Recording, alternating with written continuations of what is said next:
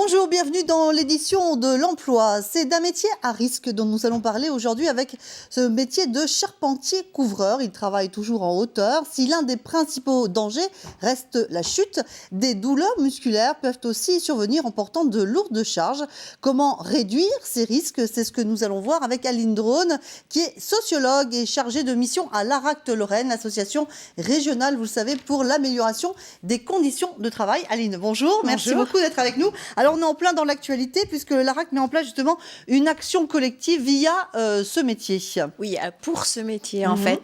Donc, l'ARACT et la CMA, la Chambre des métiers d'artisanat des Vosges, on va travailler en partenariat pour essayer de répondre à la question que se pose cette profession, c'est-à-dire l'attractivité du métier où des tas de choses se jouent pour attirer les jeunes professionnels, les jeunes apprentis vers ce métier. D'accord, on va en reparler avec vous dans un instant. Et justement, on va voir que de bons équipements et de bonnes attitudes dans les gestes peuvent considérablement réduire les facteurs de risque pour les charpentiers-couvreurs. Jean-Marc Josselin, installé à Tilly-sur-Meuse, en est convaincu. Il a mené d'ailleurs une réflexion avec l'ARACT pour chasser les mauvaises habitudes. Pour lui, il est important de permettre à ses équipes de travailler en sécurité, au sol, comme sur les toits. Reportage d'Evelyne Billot et de Bruno Courteau. L'arrivée de cette roulotte, comme l'appelle Jean-Marc Josselin, marque la fin de l'installation d'un chantier. Un élément de confort important pour les charpentiers-couvreurs qui travaillent à l'extérieur, même les jours où il fait très froid. C'est le réfectoire avec les toilettes et l'installation de chantier où on va stocker le matériel. Et puis pour déjeuner à midi, et puis pour avoir toute une base électrique, tout ce qui est électricité. Un lieu de confort qui participe à la sécurité, comme les échafaudages avec escalier ou les nacelles qui évitent de monter toute la journée sur une échelle en portant des charges. Le temps passé à préparer le chantier n'est jamais du temps perdu. Il permet d'analyser les risques et les surprises que peut réserver chaque toiture. Un des risques pour vous, c'est l'habitude? C'est même le pire des risques, l'habitude et surtout un climat qui, du jour au lendemain, n'est jamais le même et peut varier. Le toit varie en fonction du climat. Un jour, il sera sec et non glissant, le lendemain, il sera très glissant. Ça s'apprend et ça s'analyse et surtout une méfiance de tous les jours. On se forme régulièrement sur tout type de risque. Il n'y a pas que le risque de chute de hauteur, mais il y a un risque d'accident bénin, mais qui est accident. Le risque d'usure, on n'est pas à plat, donc on a toutes nos articulations qui peuvent fatiguer les chevilles, les genoux, ainsi de suite. Donc les accès au chantier pour monter sur le toit, tout ce qui va être éviter les mouvements répétitifs pour tout ce qui est tendinite, ainsi de suite. On va essayer de travailler ça au maximum et de former et puis de s'équiper surtout pour en prendre conscience, quoi. Des équipements, des aménagements qui ont un coût mais qui permettent d'accepter plus de chantiers, qui permettent aussi de pratiquer le métier plus longtemps en évitant les accidents ou une usure trop précoce.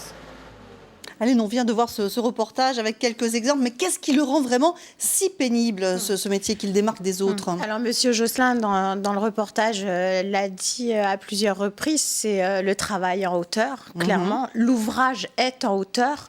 C'est aussi des accès à l'ouvrage. Donc, il a dit, il faut monter, descendre, etc. Alors, lui, il met en place des matériels pour faire face à ça. Donc, on voit des grues, on voit des garde-corps, etc. Donc, il fait un certain nombre de choses via le matériel. Ça, c'est clair. Mais le climat, le climat, clairement, voilà, surtout en Lorraine, où là, ça rend les tuiles glissantes, ça rend les mains plus difficiles dans la manutention. Voilà, il y a le climat, clairement, quand ils sont en hauteur, le vent, le froid, les changements dans la journée. Éventuellement, les temps. Alors, dans ces cas-là, je pense qu'on arrête les chantiers, on ne prend pas de risque. risques, hein, mais c'est les changements d'une heure à l'autre, par exemple, où vous pouvez avoir très chaud, d'un coup très froid, et vous êtes en hauteur, comment on fait pour se changer?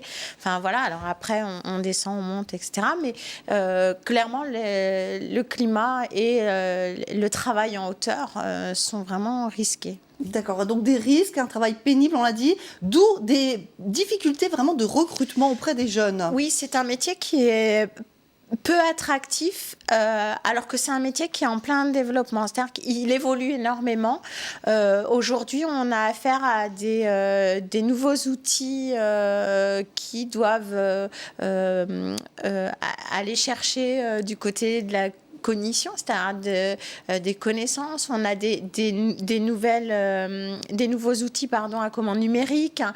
Vous devez faire la toiture, le calcul technique de la toiture via un ordinateur, connaître des tas de logiciels, etc.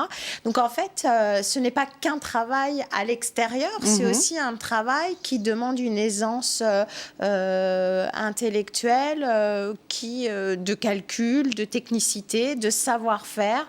C'est un travail manuel et c'est un travail aussi intellectuel et on le sait trop peu. D'accord, donc évolution effectivement du métier, évolution des compétences. Vous pensez que ça va créer un nouvel engouement justement auprès des jeunes, ces évolutions pour conclure? En tout cas, qui sachent la réalité. Alors c'est vrai que la difficulté, c'est le climat. On aime... Mais ce n'est pas que ça, le travail de charpentier-couvreur. Alors même si on est beaucoup effectivement sur les toits, mais il y a toute une partie qui se fait en amont du chantier, c'est-à-dire l'organisation du chantier, l'organisation même de la technicité de la pose de la toiture, mais aussi les relations avec les fournisseurs, la relation clientèle, etc. Donc il y a tout un tas de compétences que l'on connaît trop peu sur ce métier. Un métier varié qui peut-être va susciter d'ailleurs davantage de vocations. Merci beaucoup Aline d'être venue sur notre plateau aujourd'hui. À bientôt dans cette émission. Place à présent à nos offres d'emploi que nous a communiqué le Pôle emploi Lorraine, avec tout d'abord un poste de dépanneur remorqueur de véhicules automobiles en CDI à Laxou. Vous réaliserez des opérations d'entretien et des interventions de service rapide. Vous devez prévoir des astreintes le week-end. La formation demandée est celle d'un CAP BEP mécanique automobile et le permis C est exigé. Les débutants sont acceptés. Salaire de 9,43 € de l'heure à négocier selon l'expérience. Autre poste proposé, c'est celui de conducteur de travaux en CDD de 3 mois à Fougue. Vous travaillerez en relation avec les clients et les architectes. C'est vous qui définirez les moyens techniques, financiers et humains à partir d'un projet. Vous planifierez également les travaux. Un CDI est possible à l'issue si vous convenez au poste. Formation Bac+2, conduite, travaux BTP est exigée, ainsi qu'une expérience de 2 ans. Le salaire sera de 9,43 € de l'heure à négocier, toujours selon l'expérience que vous aurez. Et si ces postes vous intéressent, vous pouvez déposer vos candidatures au www.pôleemploi.fr. Voilà. Partir à l'étranger pour un voyage culturel, touristique, tout en y travaillant pour le financer, c'est le programme Vacances-Travail. L'aventure est tentante, mais attention, il faut bien préparer son séjour. Pour en parler, nous recevons aujourd'hui Jean-Paul Chausser, qui est conseiller à l'EURES, le pôle emploi, mais international cette fois. Jean-Paul Chausser, bonjour. Bonjour. Merci d'être avec nous. Alors, quels sont les objectifs de ce programme Vacances-Travail ? C'est un programme qui est une très belle opportunité pour des jeunes jusqu'à 30 ans de pouvoir développer une première expérience de travail à l'étranger. Et ce programme peut permettre de satisfaire différents objectifs, aussi bien culturels que professionnels, voire touristiques. Donc c'est une excellente opportunité vers différents pays de démarrer par un premier poste à l'étranger. Justement, quelles sont les destinations possibles ? Alors actuellement, donc, il y a 7 destinations. Je vais essayer de ne pas en oublier. Le Canada, l'Argentine, la Nouvelle-Zélande, l'Australie, le Japon, la Corée du Sud, Singapour et un 8e pays qui prochainement devrait intégrer également ce programme, c'est Taïwan. D'accord, alors ça concerne quel public exactement ? Qui peut se lancer dans cette aventure en la préparant bien ? On va en parler dans quelques instants. Voilà. Donc dans un premier temps, il y a des critères d'âge. Il faut avoir moins de 30 ans, sauf pour le Canada, moins de 35 ans, ou Singapour, moins de 25 ans. Oui. Et donc c'est un programme qui est, à partir de là, qui est ouvert à tous les publics qualifiés ou pas qualifiés. Donc certains pays donc, ont instauré des quotas, donc un nombre de places limitées dans l'année. Oui. Et d'autres, comme l'Australie par exemple, n'ont pas de quotas, donc on peut avoir une réponse très rapidement et avoir l'opportunité de partir pendant un an en Australie. Justement, quels sont les avantages? C'est facile, vous venez de donner quelques indications. Est-ce que c'est facile d'obtenir ce programme vacances-travail? L'intérêt de ce programme, c'est que dans un premier temps, quelqu'un qui recherche un travail de façon classique, qui dit je vais prendre un billet d'avion pour aller au Canada ou en Australie, puis en étant sur place pendant mes vacances, je vais y rester, donc c'est interdit. La personne risque de se faire refouler à l'aéroport. On l'a déjà évoqué dans l'émission. Donc c'est-à-dire qu'il faut chercher un emploi à partir de la France en règle générale, alors que ce programme, une fois qu'on obtient le visa, à ce moment, on peut prendre un billet d'avion, on peut partir dans le pays en question, et une fois qu'on est sur place, donc rechercher du travail. Et la démarche, elle est très simple, il suffit de se connecter sur le site internet de l'ambassade du pays en France, et vous avez donc toutes les explications qui sont données pour participer à ce programme. D'accord. On peut faire plusieurs programmes de ce type. Est-ce qu'on peut cumuler ce genre de choses? Alors, on ne peut pas faire plusieurs programmes pour un même pays, mais par contre, on peut très bien bénéficier d'un PVT pour le Canada, puis l'année suivante pour l'Australie, puis l'année suivante pour Singapour, par exemple. Donc, ce n'est pas limité en nombre, mais c'est un par pays. D'accord. Ça, c'est les globetrotters, effectivement, qui ont vraiment ça chevillé au corps. Mais est-ce qu'on peut jouer aussi les prolongations? C'est-à-dire que c'est un an. Est-ce qu'on peut aller au-delà de cette année? Donc, en règle générale, non. Il n'y a pas beaucoup d'opportunités de prolongation, mis à part l'Australie. Dès lors que l'on arrive à justifier d'avoir travaillé plus de 3 mois dans le secteur de l'agriculture. En Australie, donc, il est possible de bénéficier de 6 mois de prolongation. Et au Canada, donc, en fonction de leur forte politique d'immigration, il y a la possibilité, si on s'y plaît, d'engager une demande de résidence permanente. On disait, il faut préparer les choses. Important, le budget. Qu'est-ce qu'il faut prévoir dans ses poches? Alors donc ce programme impose notamment de posséder donc le billet d'avion aller-retour. Et en fonction de la destination, donc il y a une réserve d'argent à poser sur son compte avant de partir. Un peu plus de 2 000 € pour le Canada par exemple, et ça peut aller jusqu'à 4 000 € pour l'Australie, parce que le travail, on va le trouver une fois qu'on sera sur place. Et si on met 1 semaine, 2 semaines, 3 semaines ou quelques semaines pour trouver un travail, il faut quand même se loger, se nourrir, et donc il faut quand même avoir un petit peu d'argent sur soi avant de partir, obligatoirement. D'accord. Autre précaution qu'on peut donner, peut-être rapidement, et puis autre point important, en tant que Français, nous, comment on est accueillis à l'étranger? Est-ce que ça, c'est une question qui fâche?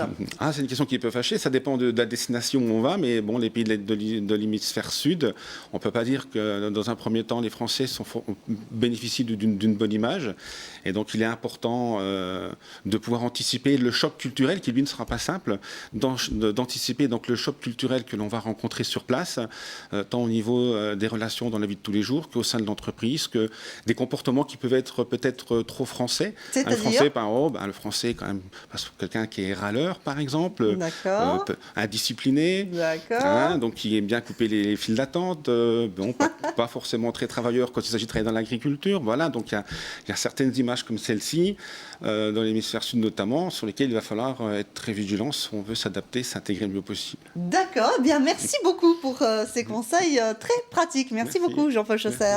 Merci à vous tous de nous avoir suivis. Je vous souhaite de passer une très très belle journée. Tout de suite, place à l'information dans votre région, bien sûr. À demain.